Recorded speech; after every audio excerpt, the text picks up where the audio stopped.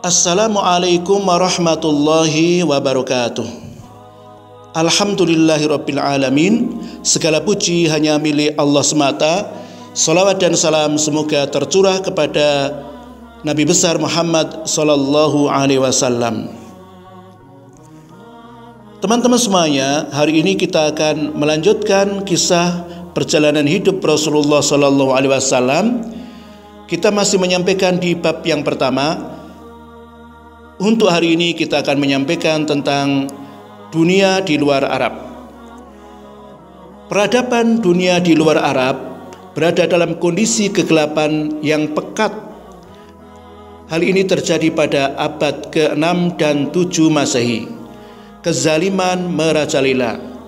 Di setiap sudut dunia merebak paganisme atau penyembah berhala, takhayul, fanatisme berlebihan terhadap suku, penyakit sosial, dan penyelewengan kekuasaan. Pada masa itu pula terjadi penyimpangan pada berbagai macam ajaran kebenaran yang datangnya dari para nabi dan para ahli hikmah. Kala itu dunia dikuasai oleh dua imperium besar, Romawi dan Persia. Dunia dihuni oleh pemeluk berbagai macam agama dan aliran, mulai dari Nasrani, Majusi, Yahudi, dan sebagainya. Realitas dunia yang seperti itu digambarkan oleh Rasulullah sallallahu alaihi wasallam dalam sebuah hadis berikut ini. Artinya, sesungguhnya Allah telah melihat keadaan para penghuni dunia ini, sehingga Dia sangat murka terhadap mereka semua, bangsa Arab maupun non-Arab, kecuali sisa-sisa dari ahli kitab.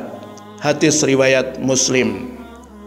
Yang dimaksud dengan ahli kitab adalah mereka yang masih berpegang teguh pada ajaran-ajaran agama dengan tanpa melakukan penyimpangan-penyimpangan. Kondisi menyedihkan ini membuat prihatin banyak pihak, tetapi tidak ada yang bisa mengubahnya. Awan pekat nan gelap yang memayungi langit peradaban dunia di luar Arab berangsur hilang bersamaan dengan kedatangan Nabi besar Muhammad sallallahu alaihi wasallam yang membawa risalah agama Islam. Teman-teman semuanya yang saya cintai karena Allah, kita akan sampaikan yang pertama, kondisi Romawi. Romawi menjadi salah satu penguasa dunia yang berkiblat pada ajaran Nasrani. Dalam prakteknya, ajaran Nasrani mengalami banyak penyimpangan. Para penguasanya mengubah-ubah ajaran Isa Al-Masih. Kebenaran ajarannya dihapus oleh Paulus dan sisa-sisa ajarannya diberantas habis Konstantin. Teologi yang dibangun oleh Roma bukanlah teologi yang benar, tetapi dicampur aduk dengan ajaran Yunani, Romawi, dan Mesir kuno. Tak heran jika para pengikutnya pun terdiri atas berbagai aliran dan kelompok. Mereka saling menghujat, bahkan saling menyerang. Salah satu bukti nyata penyimpangan ajaran Nasrani diungkapkan oleh seseorang yang bernama Baxter. Dia menyampaikan, jamuan pemujaan berhala memang telah berakhir, namun bukan berarti ajaran ini telah hilang sama sekali. Justru ia terus menyelinap ke dalam jiwa-jiwa manusia. Berbagai praktek dan unsurnya selalu muncul ke permukaan dengan mengatasnamakan agama Nasrani dan dalam bentuk yang berbeda. Orang-orang yang dulunya telah meninggalkan pemujaan pada Tuhan-Tuhan dan dewa-dewa kini beralih memuja para pahlawan bangsa mereka masing-masing.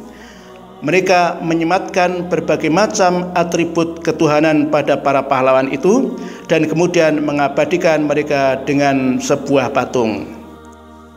Baxter melanjutkan, keyakinan seperti ini kemudian mengorbitkan para pemimpin agama Nasrani menjadi simbol kesucian dan pencerahan abad pertengahan. Lalu nama-nama hari besar yang dulunya diyakini kaum penyembah berhala kemudian diubah dengan nama baru. Contoh, sejak tahun 400 Masehi, hari-hari Asyamsu Al-Qadim atau Sang Matahari yang abadi diganti menjadi hari raya kelahiran Isa Al-Masih.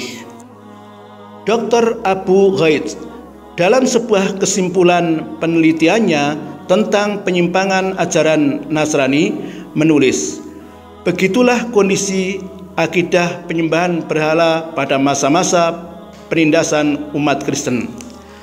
Pengikutnya mengalami pasang surut seiring dengan dukungan masyarakat Kristen terhadap para penguasa Romawi dan loyalis mereka terhadap patung kaisar.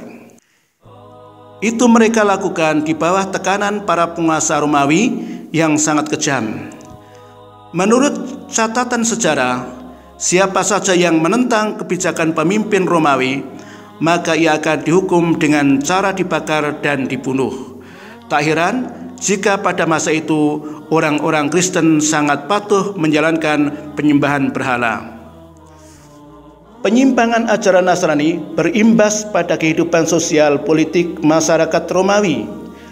Sebuah perang besar terjadi pada permulaan abad ke-6 Masehi antara kelompok Nasrani Al-Manufisiyin di Mesir dan Al-Makaniyin di Syam dan Roma. Kelompok yang pertama menganggap bahwa Isa Al-Masih terdiri atas satu unsur, yaitu manusia. Sementara yang kedua menganggap bahwa Isa Al-Masih terdiri atas dua unsur, yaitu campuran antara unsur manusia dan Tuhan. Saat itu, umat Nasrani Koptik di Mesir sedang mendapat tekanan luar biasa karena memiliki perbedaan keyakinan dengan ajaran negara Romawi, sedangkan kondisi Romawi Timur juga sedang memprihatinkan. Masyarakatnya tak lagi percaya pada para penguasa dan lebih menghormati penguasa asing. Berbagai kerusuhan meletus dengan puncaknya pada tahun 532 Masehi, sekitar 1.300 warga Konstantin tewas.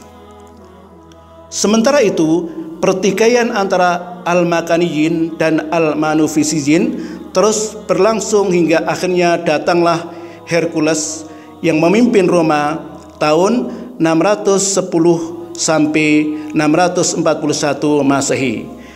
Dia menginginkan agar dua kelompok itu bersatu untuk meyakini ketetapan dan kehendak Tuhan di bawah naungan aliran yang bernama monoteli.